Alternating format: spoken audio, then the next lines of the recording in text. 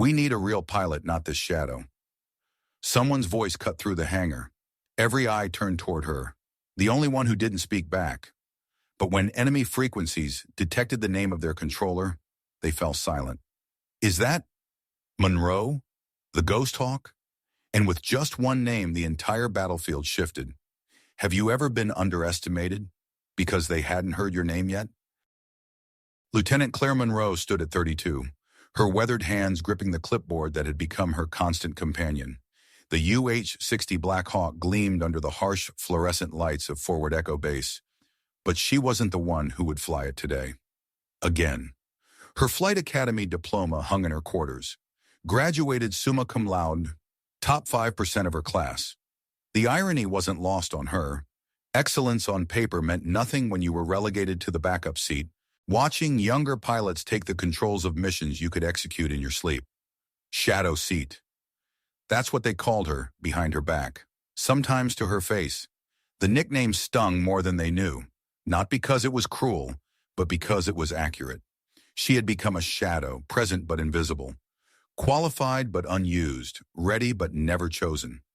In the briefing room, she sat in the back row, taking meticulous notes while the primary pilots joked and bantered. Her handwriting was precise, her observations sharp, but her voice remained unheard. When mission assignments were distributed, her name appeared only as backup or standby. Monroe just warms the bench, Lieutenant Stevens had said last week, his voice carrying across the mess hall. Doubt she even remembers which button starts the engine. The laughter that followed was worse than the insult. It was the laughter of dismissal, of people who had already decided she didn't matter. But there was something they didn't see. Couldn't see. On her worn tactical bag, partially hidden beneath regulations, patches and unit insignia, was a small silver badge. The metal had lost its shine, dulled by time and deliberate concealment. Etched into its surface were words that would change everything if anyone bothered to read them. Operation Dawn Strike. KIA 0. 0 killed in action. Perfect record. A young private named Johnson had noticed it once during equipment check. He'd squinted at the faded inscription, started to ask a question, then got distracted by his sergeant's barked orders. The moment passed. The secret remained buried. In the hangar, Claire performed her ritual maintenance checks on aircraft that others would pilot. Her movements were fluid, practiced, the kind of muscle memory that comes from years of intimate knowledge. She knew every bolt, every system, every quirk of these machines. But knowing and flying were different things entirely. The other pilots talked strategy and tactics while she listened from the shadows. They discussed weather patterns, enemy movements, extraction procedures, all things she had mastered long before some of them had earned their wings. Yet she remained the understudy in a play where the leads never got sick. At least someone's keeping the seats warm, Captain Rodriguez had joked after a particularly challenging mission briefing. His eyes found hers across the room, and for a moment, she thought she saw something other than dismissal. Recognition, maybe. Or pity. She preferred the dismissal. The base operated on a cruel hierarchy where reputation mattered more than skill, where being seen mattered more than being capable. Claire had learned to navigate this world by making herself small, by accepting her role as the perpetual backup, by letting others believe she was content with mediocrity. But contentment was a mask she wore, not a truth she lived. Every night, she fell asleep to the sound of helicopters returning from missions she should have flown. Every morning, she woke up ready to prove herself to people who had already decided she wasn't worth the chance. The silver badge on her bag grew heavier with each passing day, not from its weight, but from the secret it carried, a secret that would soon refuse to stay hidden. Have you ever been relegated to the sidelines while others claim the spotlight? If so, subscribe to see how this story unfolds. It might just reach the person who needs to hear it most. Sergeant Davis noticed her first on a Tuesday morning, crouched beside a decommissioned Black Hawk that had been gathering dust in the maintenance bay for over a year. While others rushed past toward their assigned aircraft, Claire Monroe methodically cleaned corrosion from the neglected machine's rotor assembly. "Why do you bother with that old bird?" Davis asked, his voice carrying genuine curiosity rather than mockery. Claire looked up, her hands never stopping their work. Someone should care about it. Davis was 43, a logistics sergeant who had seen enough combat to recognize the look in someone's eyes, the particular weight that came from carrying untold stories. He'd been watching Monroe for weeks, noting how she moved with a precision that spoke of experience beyond her apparent role. "You remind me of someone," he said, settling onto a nearby crate. "Back in 2018, Operation Dawn Strike, we had a pilot who flew into hell itself to pull out 19 wounded soldiers. Command said it was impossible. The LZ was too hot, the weather too brutal, the enemy too entrenched." Claire's hand stilled on the rotor blade. This pilot never got the full story about who it was, disobeyed direct orders, flew an unauthorized mission into territory we'd written off as lost, single-handedly extracted every last wounded soldier. Not a single KIA on that op. Davis's eyes grew distant. "I was one of those 19. The cleaning rag in Claire's hands trembled almost imperceptibly. "Funny thing about that pilot," Davis continued, his voice dropping to a whisper. "They called her the Ghost Hawk, said she could fly through fire and come out the other side without a scratch. Never found out her real name. Everything was classified, redacted, buried in black ink." Claire resumed her cleaning, but something had shifted in her posture. The careful invisibility she wore like armor showed its first crack. That evening, Davis found himself in the base archives, ostensibly checking supply manifests, but actually following a hunch that had been gnawing at him all day. The older files were kept in a separate section, behind locked doors that his clearance barely covered. In a box labeled Dawn Strike Personnel, he found fragments of what had once been a complete record. Most pages were heavily redacted, but one partial document caught his attention. A flight manifest with a notation in the margin. Monroe F1, primary pilot. The connection hit him like a physical blow. The next morning brought crisis. Forward operating base. Whiskey had gone dark during the night, their last transmission reporting a patrol ambushed and pinned down in heavy forest terrain. Satellite imagery showed the soldiers' position, a clearing barely large enough for a motorcycle, surrounded by trees too thick for standard extraction. The briefing room buzzed with tension as commanders debated options. Every experienced pilot studied the aerial photos and shook their heads. The approach was suicide. Too narrow, too dangerous, requiring skills that bordered on the impossible. "We need someone who can thread a needle in a hurricane," Colonel Martinez said grimly, "and we need them now." The room fell silent. Every pilot present knew their limitations, and this mission exceeded them all. From the back of the room, Davis's voice cut through the quiet. "Sir, permission to speak?" Martinez nodded impatiently. Davis stood, pulling the tarnished silver badge from his pocket, the one he'd quietly retrieved from Claire's bag during the night shift. The metal caught the overhead lights as he placed it on the briefing table. "Sir, I believe Lieutenant Monroe has the experience we need." The room erupted in murmurs. Someone laughed, a sharp, disbelieving sound. "Monroe?" Captain Rodriguez's voice carried obvious skepticism. "She's backup crew, Davis. This isn't the time for—" "She's the Ghost Hawk," Davis interrupted, his voice steady and sure. "Operation Dawn Strike, 2018. She flew into territory we'd declared unrecoverable and brought out 19 soldiers. 0 casualties." The laughter died. Colonel Martinez picked up the badge, studying its inscription with growing intensity. "Get Monroe in here," he ordered. "Now." Claire entered the briefing room 5 minutes later, her face carefully neutral despite the dozens of eyes fixed on her. Davis watched as she took in the satellite photos, the tactical assessments, the expressions of doubt and curiosity surrounding her. "Lieutenant," Martinez said, his voice formal but no longer dismissive, "Sergeant Davis tells me you have experience with unconventional extractions." Claire's eyes found the silver badge on the table. For a moment, her carefully maintained composure wavered. When she spoke, her voice was quiet but absolutely certain. "I can get them out, sir." "The approach is impossible," Stevens protested. "The trees, the terrain." "I've done it before," Claire said simply. "Different forest, same physics." Martinez studied her for a long moment. Around the room, the doubt was palpable, but underneath it, Davis sensed something else. A growing recognition that they were seeing Claire Monroe clearly for the first time.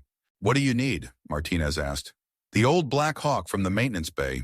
She's been sitting idle, but I've been keeping her flight ready." Claire's voice grew stronger with each word. "And I need to leave in the next 30 minutes if we want to reach them before nightfall."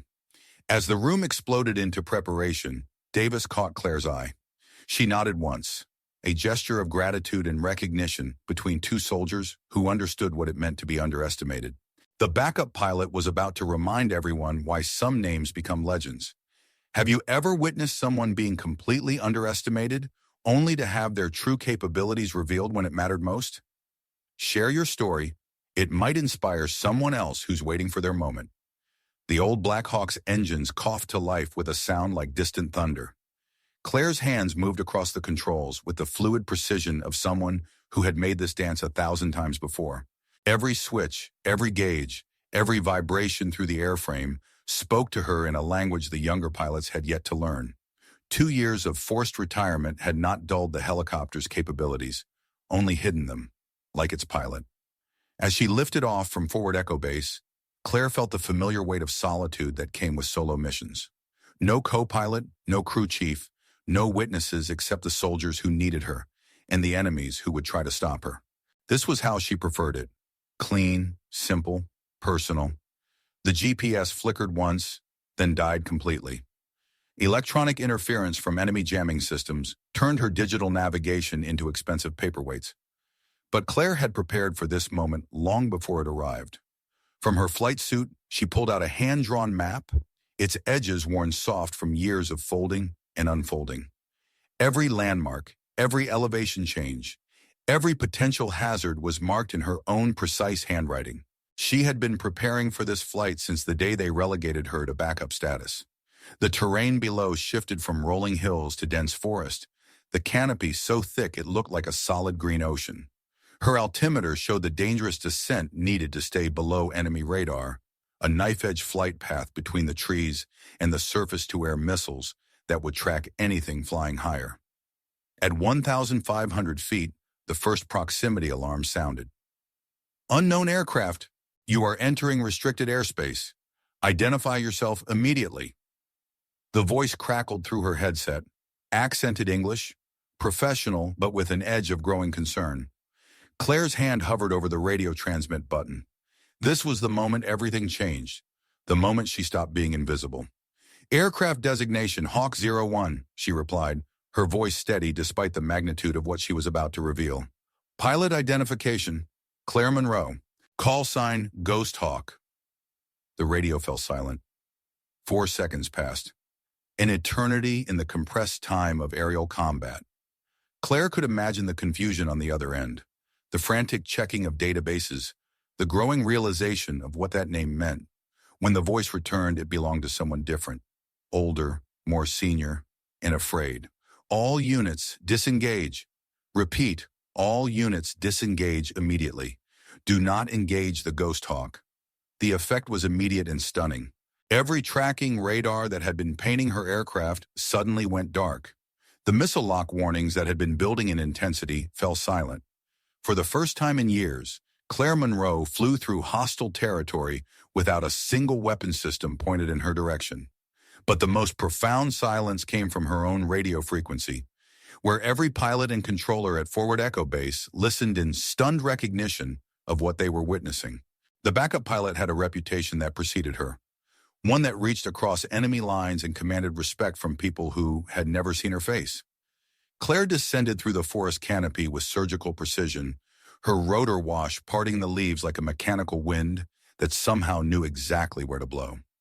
The clearing appeared below her exactly as the satellite photos had shown, a space barely large enough for her landing skids, surrounded by soldiers who had been waiting for rescue that many believed would never come.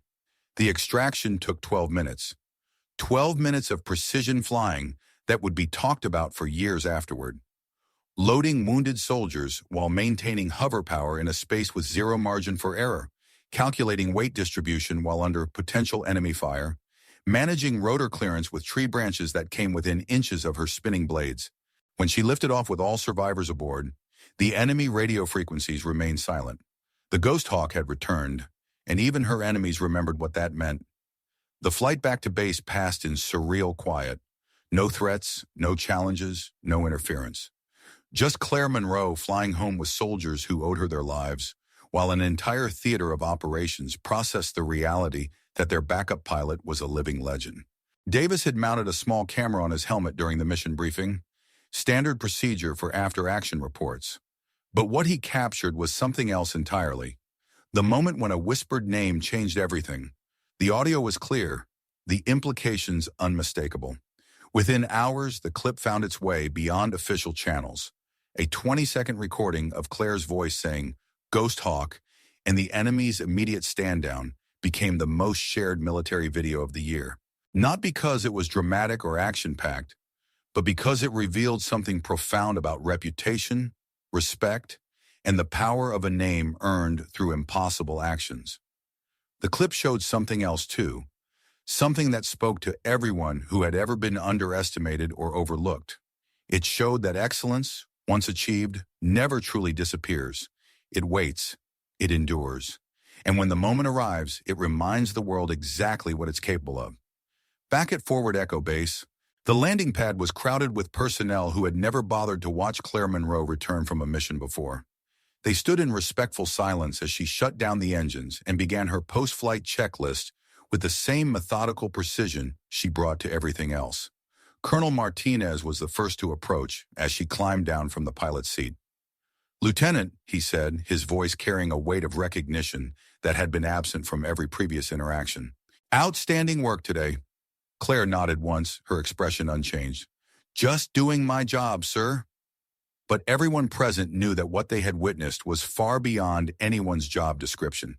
They had seen the Ghost Hawk return from the dead, and more importantly, they had learned that she had been sitting among them all along. The silver badge that Davis had placed on the briefing table that morning was now pinned to Claire's uniform, no longer hidden beneath layers of regulation patches. The secret was out, and with it came the recognition that had been delayed but never truly denied. As the crowd dispersed and the normal rhythm of base operations resumed, one question lingered in everyone's mind. How many other legends were hiding in plain sight, waiting for their moment to remind the world who they really were? The backup pilot had flown her last mission from the shadows. From now on, when Claire Monroe took the controls, everyone would know exactly who was flying. The silence that greeted Claire's return to the hangar was different from the dismissive quiet she had grown accustomed to.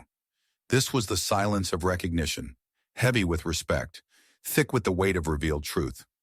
Lieutenant Stevens, the same officer who had mocked her ability to remember which button started the engine, stood as she entered the briefing room.